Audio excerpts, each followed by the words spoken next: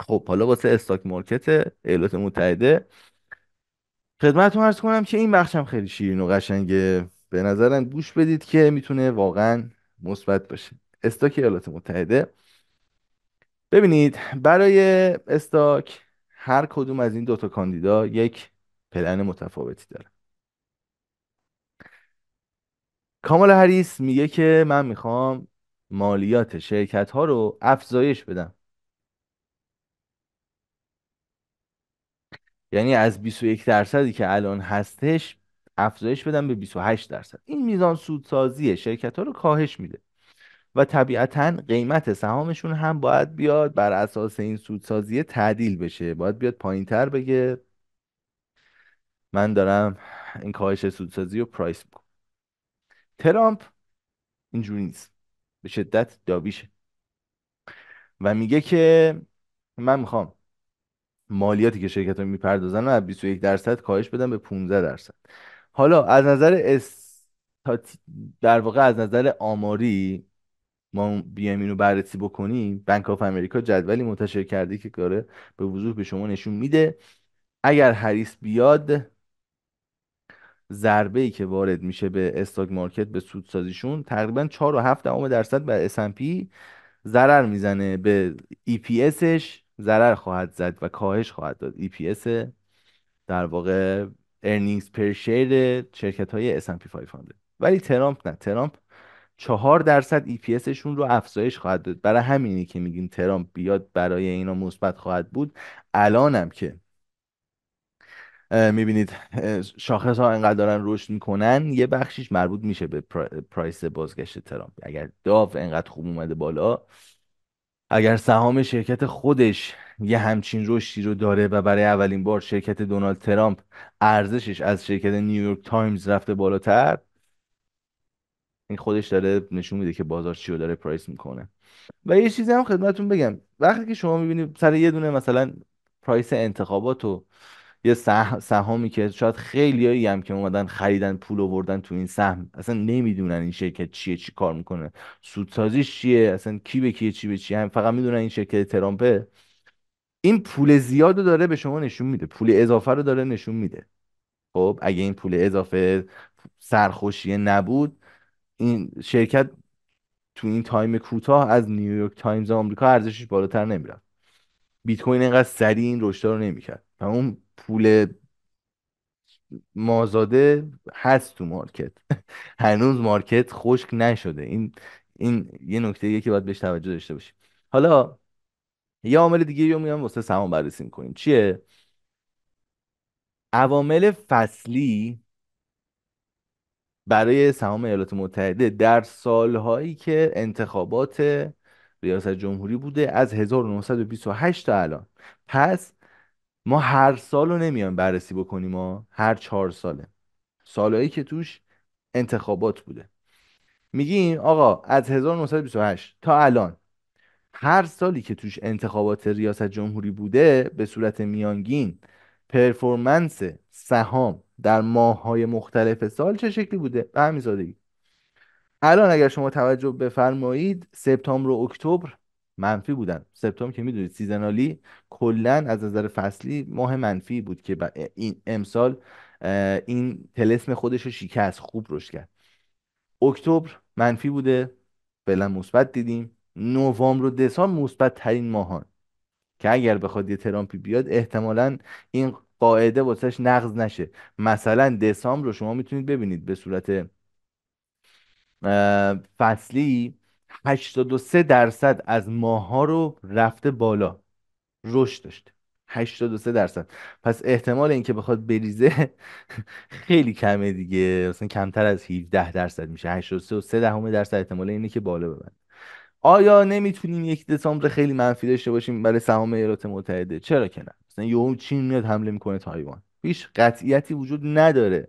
ما فقط داریم دیتا رو، آمار و احتمالات رو با هم دیگه بررسی میکنیم که ببینیم به کدوم سمت بیشتر تمایل داره هر کدوم از این شاخص ها و کلیت بازار، ماهیت بازار، و داریم با دیتیل، با اطلاعات، با مفاهیم کلان بررسیش میکنیم. سودسازی شرکت ها هم که توی این فصل ارنینگز منتشر شد اکثرا خوب بودن. گوگل دیدیم چقدر خوب رشد کرد، حالا یه سری از این شرکت ها موندن همچنان. تسلا رو دیدیم چقدر خوب فروخته بود، حالا زمزمه بازگشت ترامپ و این که ایلان ماسک با ترامپ رفیق جون جونی هم هستن بهش کمک کرده بود.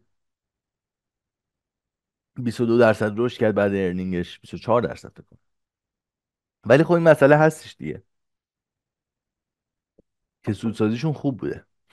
سودسازی این شرکت ها به ما ریسشن نشون نمیده. حالا یه مسئله جالب دیگه، ویکس رو اگر شما ببینی، شاخص ویکس یا نوسان سهام ایالات متحده الان یه رشدی رو داشته، فکر می‌کنم 19 و 9 باشه. بذار من شیر کنم اسکرینو.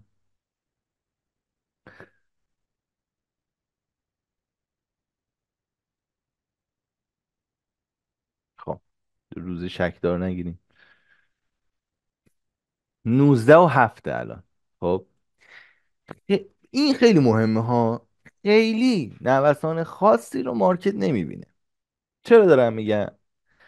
شما این نرخ انیولایزه 19 و 7،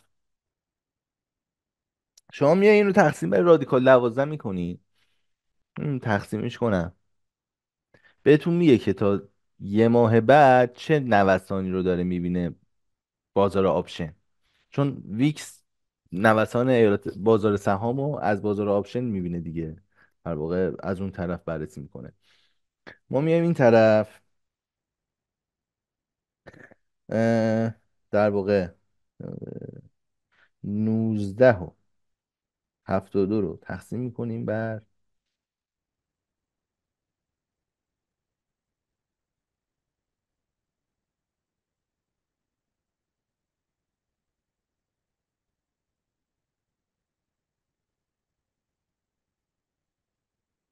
5.7 درصد. 5.7 درصد شرکت کنندگان بازار آپشن ایالات متحده برای S&P دارن نوسان میبینن طی 30 روز آینده. پس خیلی چیز خاصی دیده نمیشه، یعنی مثلا بحران خاصی که بخواد 5% نوسان واسه S&P که تو ATH خودش هستش چیز معقولیه، خیلی چیز خاصی نیستش. پس این از این. برگردیم به فایل خودمون. اما این اما داره، اما کردیت اسپرد ها به ما شرایط بحرانی و ترس تو مارکت رو نشون نمیدن. ویکس رفته بالا، نوسان مورد انتظار بازار. اون طرف شاخص موو که نوسان اوراق هستش، نوسان نرخ بهره هستش، اونم رفته بالا که حالا در ادامه میبینیمش. یه ریسکی رو، یک رخداد ترسناکی رو مارکت داره مقداری میبینه، ولی اون چیزی که مربوط به شرایط زیرساخت اقتصاد، وضعیت آندرلاینگ اقتصاد میشه، بازار داره میگه نه وضعیت خوبه و اوکیه. اون چیه؟ کردیت اسپرد میشه چی؟ شرکت هایی که ریسکی هستن. این حالا های گرید اسپرد رو داره میبینه. شرکت هایی که ریسکی هستن،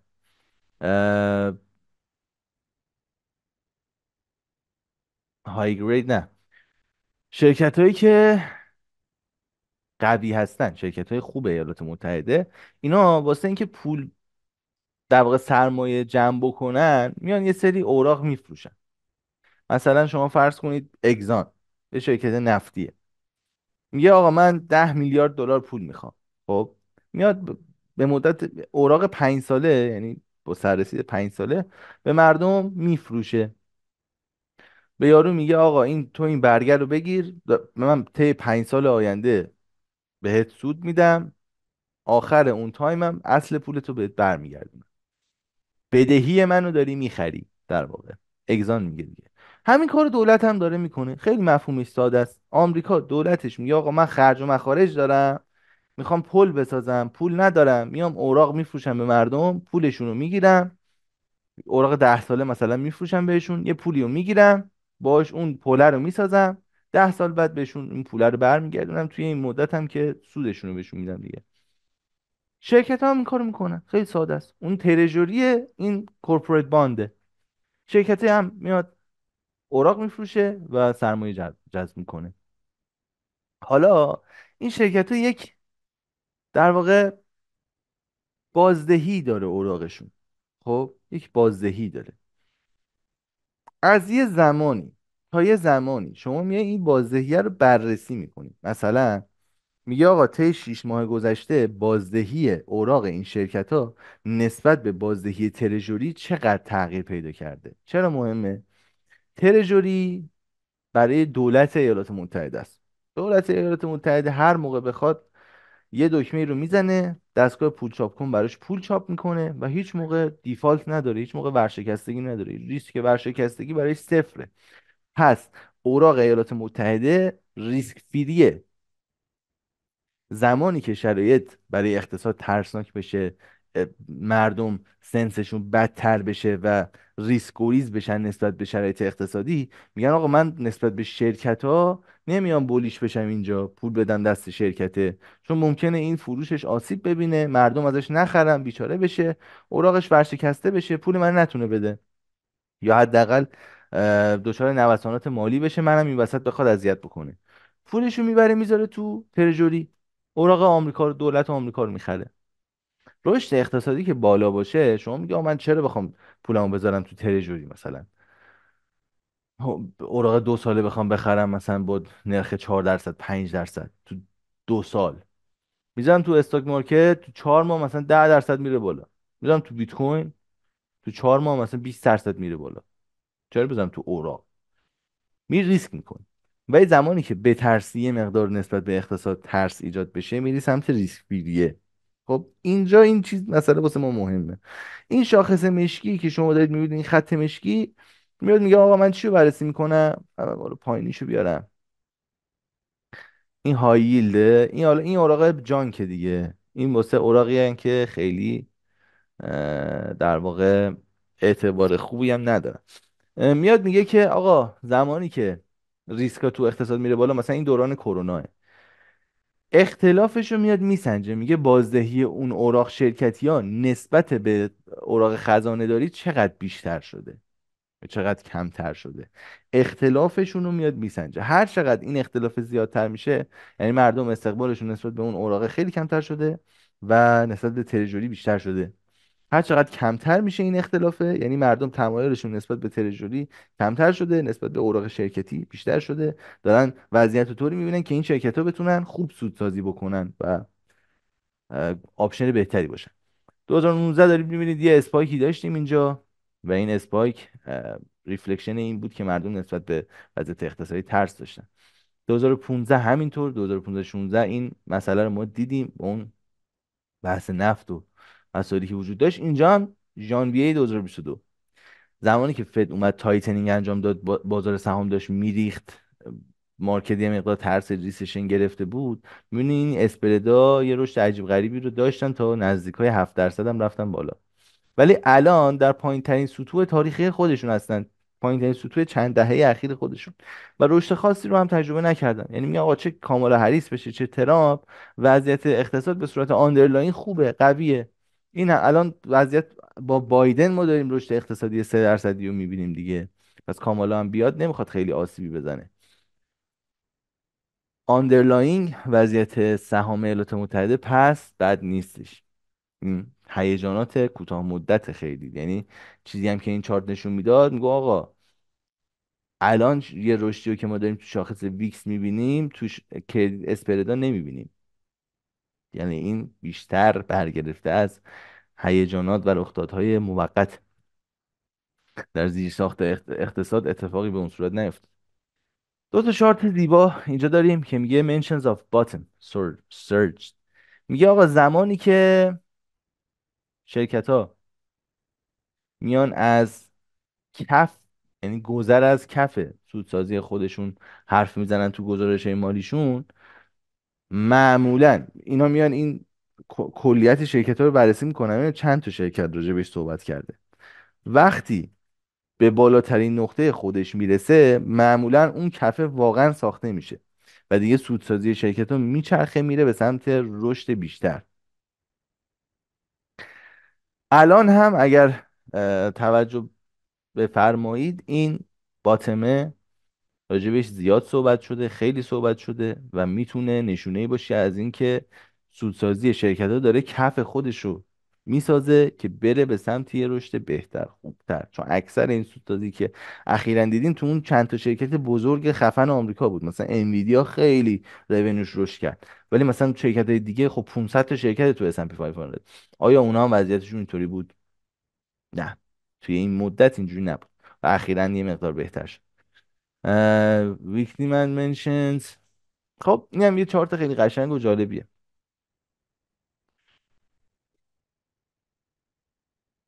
م. چارت چی رو داره میگه؟ میگه آقا من اومدم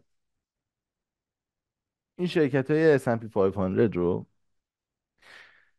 گزارش های درآمدیشون رو بررسی کردم، دیدم که چند بار دارن از عبارت ویکتیمند یا تقاضای ضعیف استفاده میکنن. اینو یک چارتش کردم، مثلا 20 بار منشن شده این عبارت، 30 بار، 40 بار، 50 بار، هر نوسانی که داشته رو اینو من چارتش کردم که الان اینجا دارید چارتش رو میبینید، خط آبی پررنگ هستش. این چارت رو معکوس شما بکنی، برعکسش بکنی، یک همگرایی داره در بلند مدت با PMI تولیدی ایالات متحده. عذرخواهی میکنم، مثل اینکه PMI رو اینورس کرده. ویکتیمنده هستش. الان براتون توضیح میدم چجوریه داستان.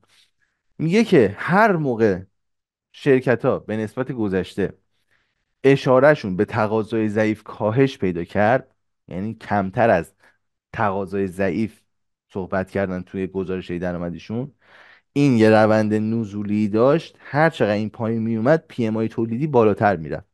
یعنی هر چقدر این منشن تقاضای ضعیف پایینتر می اومد پی ام آی تولیدی بالاتر میرفته.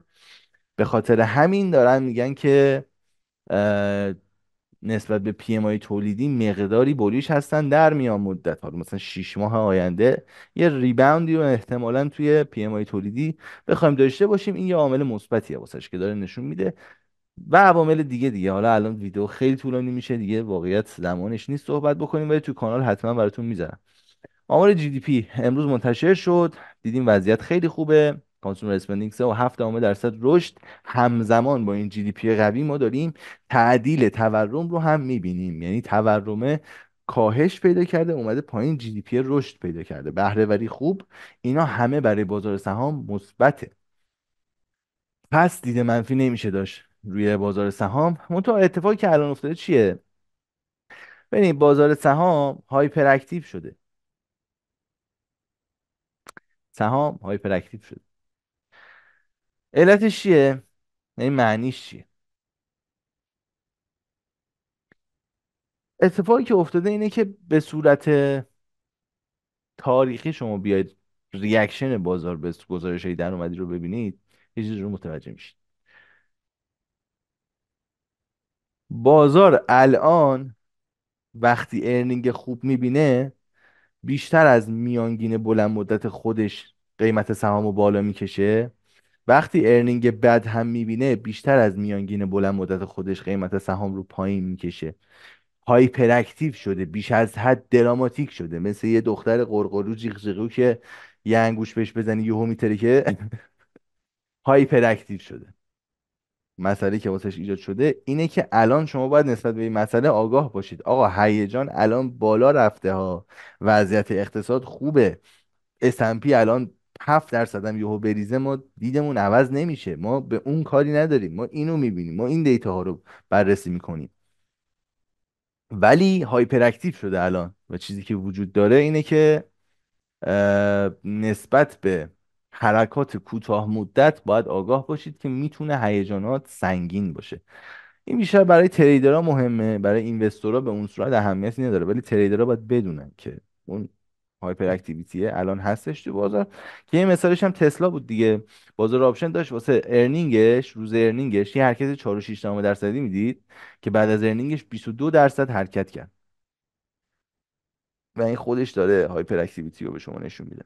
یه سری هم به اوراق بزنیم و سلام.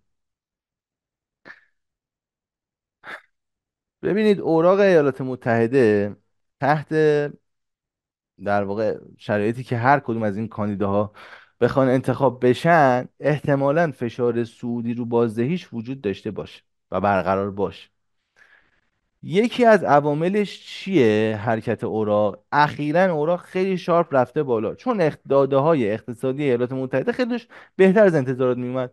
فد هم اون طرف اومد 0.5% کاهش داشت، 50 بیسیس پوینت، تو شرایطی که مثلا LFP داره بالای 200,000 تا میاد. بازار اومد ریجکت کرد این حرکتو، گفت آقا تو داری بیش از حد در واقع ایزینگ انجام میدی. الانی که من دارم ریتیل سیلز انقدر قوی میبینم، الانی که من NFP انقدر قوی دارم میبینم، این کات نیم درصدی نمیخواست. یه ذره حرکتت جالب نبود، برام جالب نبود، اصلا برام جالب نبود. و چیزی که جوری که اومد پرایس کرد این رو، یه مقدار رشد انتظارات تورمی مارکت بیس رو ما دیدیم، رشد بازدهی اوراق رو ما دیدیم، و خب قطعا رشد دیمند و تقاضا و اسپندینگ و اینا رو هم داشتیم دیگه در کوتاه مدت. این خودش اومد بازدهی اوراق رو بالا آورد، و جدای از این که هر کدوم از این کاندیداها بخوان چیکار بکنن، تا زمانی که شما یک فدیو داری که همچنان داویشه با وجود این دیتاهای قوی اقتصاد، مسیر اوراق رو نمیتونیم فعلا اون چرخش کلیش رو ببینیم، با اینکه شاید انتظار نره بخواد سقف قبلیش رو بزنه اوراق 10 ساله، ولی بازم بت کردن روی چرخشش به سمت پایین میتونه ریسکی باشه. دو تا چارت زیبای دیگه اینجا میخوایم با هم دیگه ببینیم. چی رو داره میگه؟ میگه داره بازدهی اوراق ایالات متحده رو بررسی میکنه، اوراق 10 ساله رو، با شانس بردن ریپابلیکن ها در هر دو ریس. یعنی هم کاخ سفید رو ببرن، هم مجلس رو. خب هر چقدر آدز این که ریپابلیکن رو جفتش رو ببرن رشد بیشتری داشته، بازدهی اوراق ایالات متحده هم رشد بیشتری داشته. پس تا حدی پرایس شده، اینو بدون، تا حدی پرایس شده. بعد ترید uncertainty که میشه عدم قطعیت در بحث تجارت دیگه. میگه هر چقدر عدم قطعیت تجاری بالاتر میره، یعنی شما نمیدونی ترامپ الان میخواد برای کجا تعرفه چند درصدی بذاره، اگه بذاره اونا واکنششون میخواد چجوری بشه، اگه اینجوری بشه ایمپکتش روی زنجیره تامین چه شکلی خواهد شد. این عدم قطعیت هایی که ایجاد میشه معمولا بازدهی اوراق رو با خودش در واقع حرکت میدهد. این مسئله مهمی هستش. ولی خب بازدهی اوراق رو بیشتر شاید بخواد با خودش پایین بکشه. یعنی مسئله که هستش چیه؟ هر چقدر بخواد عدم قطعیت بالاتر بره، فشار تعرفه ها بیشتر بشه به فعالیت تجاری، رشد اقتصادی هم منفی میشه دیگه. همین یه رو پیش با هم دیگه چارت چین رو بررسی کرد، چارت اثر تعرفه ها روی رشد اقتصادی چین و رشد اقتصادی آمریکا رو بررسی کردیم. حالا یه بار دیگه میارم، این اسلاید 48 بود، یه بار دیگه با هم دیگه ببینیم. اینجا میدونیم که اثرشون منفیه روی GDP. واسه آمریکا سال 2018 تا 19 بود منفی نیم درصد، واسه چین بوده منفی 7 درصد دیگه.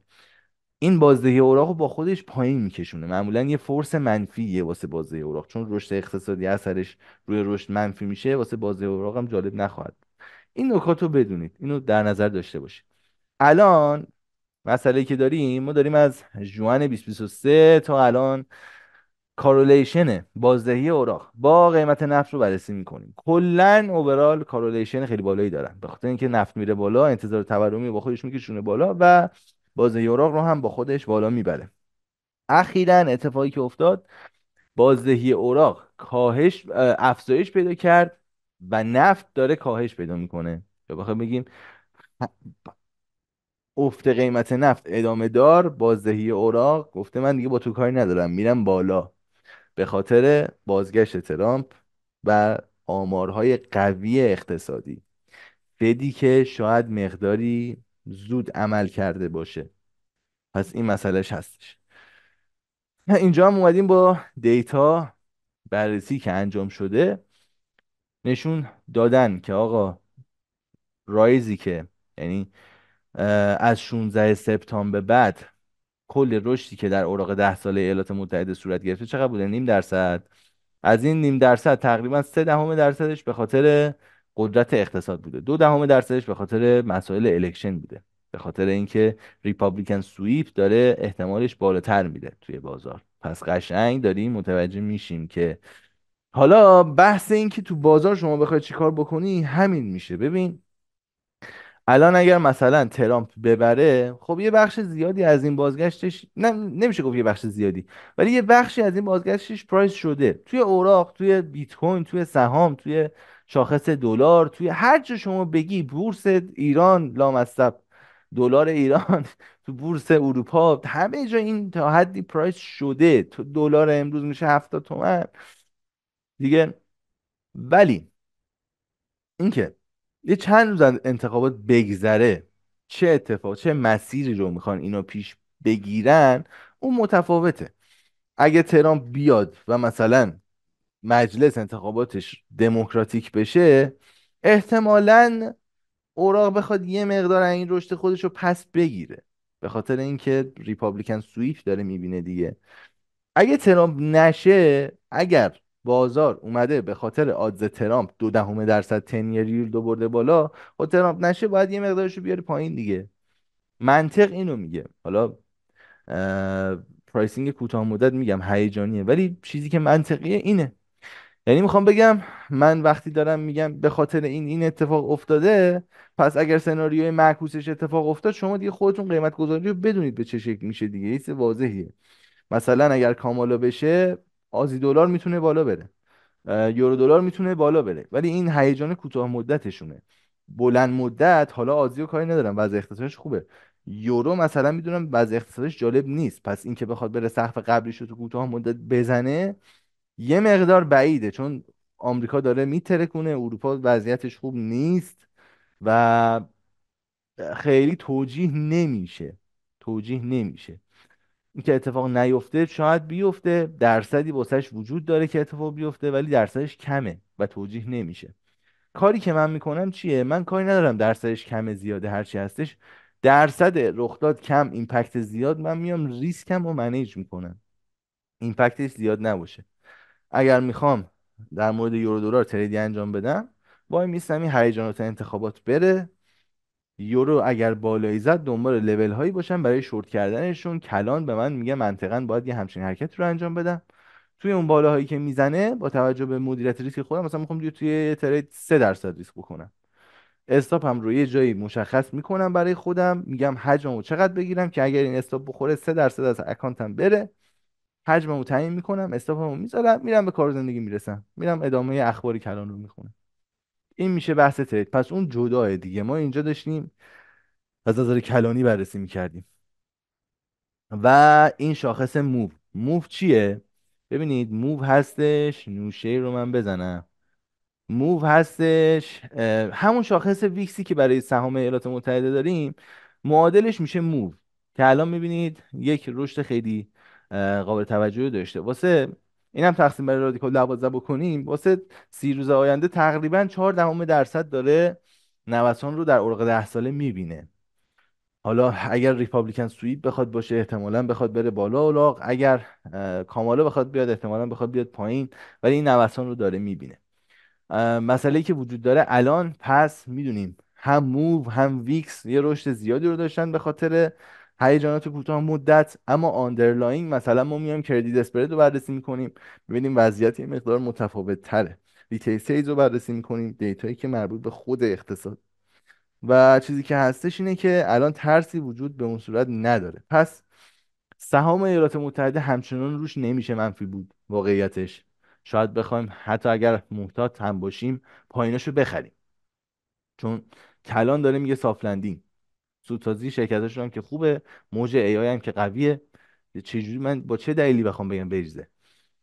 بازدهی اوراق خیلی مربوط به الکشن میشه، باید ببینیم کدوما دست میگیرن، سیاستاشون چیه که بر اون اساس تصمیم بگیریم بر جهتش. دلار همچنان نسبت به یورو میتونه تقویت خودش رو ادامه بده، اما دیگه بحث سنجش ریسکش با خودتون. شما اگر میخوای یورو دلار در صورت شورت بکنید، باید بذارید تو ریساش مثلا ببینید تا کجا بیاد راضی هستید که شورتش بکنید. ولی این که من بخوام یورو رو نسبت به دلار لانگ بکنم، هر چقدر بخواد بالا بره، باید بدونم که ریسکش بیشتر از شورتشه. همش بحث مدیریت ریسک، کل مارکت همینه. مدیریت ریسک. هر چقدر شما بهتر ریسک رو مدیریت بکنید، تایم بیشتری میتونید بمونید، آزمون خطاهاتون بیشتر و راحت‌تر میشه و با تسلط بالاتری میتونید هر کاری میخواید انجام بدین رو انجام بدید که در طول زمان سودسازیتون افزایش پیدا بکنه. ریسک رو منیج نکنید، تایم کوتاهی از مارکت حذف میشید و دیگر کسی نخواهد بود که بخواد ریسک خودش رو منیج بکنه. پس اینو حواستون باشه. عذرخواهی میکنم. امیدوارم این ویدیو براتون مفید بوده باشه. ما کانال رادیو کلان رو تازه تأسیس کردیم. اگر برای دوستان خودتون ارسال بکنید ویدیوها رو و پست ها رو، خیلی به ما لطف میکنید، خیلی خوشحال میشیم که ایشالا بتونیم در کنار عزیزان رشدی رو تجربه بکنیم. در مورد طلا هم صحبت هایی هستش که خیلی جالب و قشنگ، واقعیت یه نکاتی هستش که با هم دیگه میخوایم بررسی بکنیم که اونو به صورت جداگونه پست و وایس هاش رو توی کانال قرار خواهیم داد، در کانال رادیو کلام. موفق باشید. خدا نگهدار.